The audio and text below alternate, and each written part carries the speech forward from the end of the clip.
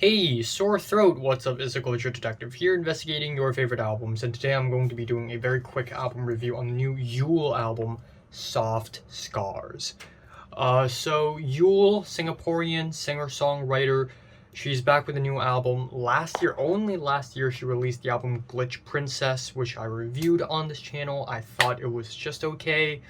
There are some really cool ideas here and there. They're not executed very well. There's something kind of tacky about it as well because it's riding off of the edgy, glitchy, computer, digital style of art pop, which I'm sure she's not the only person to try that style. But it appears that on this album, Nat Shamil, aka yeule, is going for a more... Now I'm beginning to think that that's not how you even pronounce her name, yeule, but I'm just gonna call her yeule. On this album, she's going for a more dream poppy, shoegazy vibe, and while she's already slowly going through that transition on Glitch Princess, on this album she basically goes full 100% dream pop mode. And so it sort of doesn't have the same dystopian, eerie quality that Glitch Princess has, but what I get in return is a lot of musical focus, as well as a lot of dreamy, nostalgic, sweet moments on the album, which I find pretty awesome, actually. We have the album opener XWX, which, after some thinking, made me realize that it makes a face. It's sort of like uwu or owo, but with X's instead of U's and O's.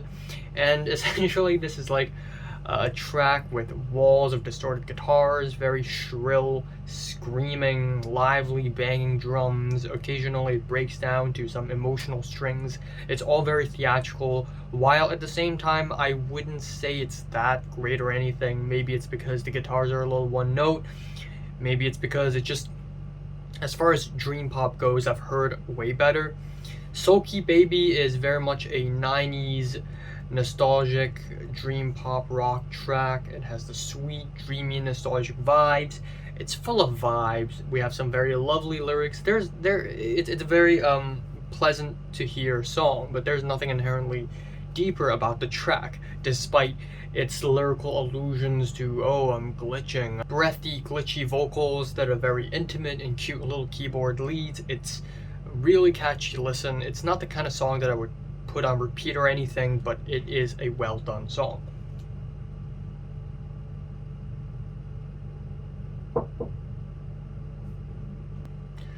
Then we have 4UI12 or 4UI12, which is actually like I12 for you. So it's like I want you, but like it's glitching, you know.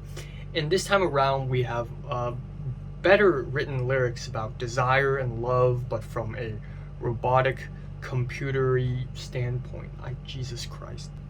We also get these punky guitars, which I really like, and vocals with glitchy effects that feed into that that lyrical, topical focus. Ghosts feature more inhuman vocals, where she essentially vocal duets herself.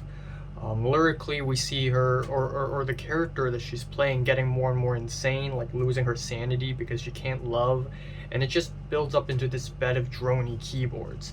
Daisies is another shoegazy track. We have acoustic guitars that slowly turn into distorted screams and guitars. I really like the refrains and the lyrics, and lyrically she expresses how she's not real enough to love.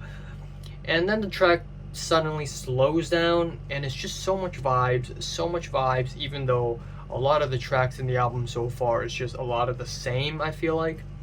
Then we have Fish in the Pool, which is a piano interlude track with some digital compressed vocals and effects. It's a very pretty track, so that's cool. And then Software Update is a clean guitar ballad with very expressive vocals. And then it sort of builds up to this explosive guitar rager with some big drum hits, which I feel like is kind of on the nose. Inferno is a low-key electropop track that borders on EDM, with the constant beats and the catchy loops.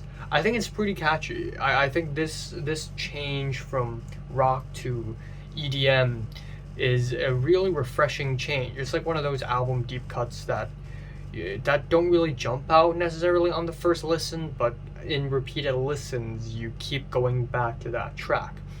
Blood Bunny is an eerie ambient pop track. You get lyrics like 222, I want you, 333, killing me, so much hate, 888, which I think is a little bit too spelled out lyrically, but still sounds good, but lyrically, not my cup of tea, perhaps.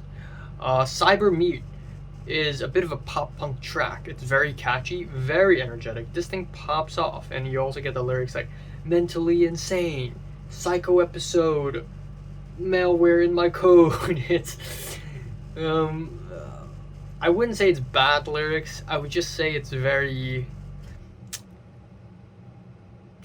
it does its job, and it does its job maybe a little too well. And the album ends off with Aphex Twin Flame, which I think is a pretty tame ending for the album, with the acoustic guitars and the screeching tones and the big climactic ending, which is a little predictable. Overall, this album is vibes. It has a lot of very great vibes, very great walls of distorted guitars and screams that is very lovey-dovey, very digital. Lyrically, it may need some work.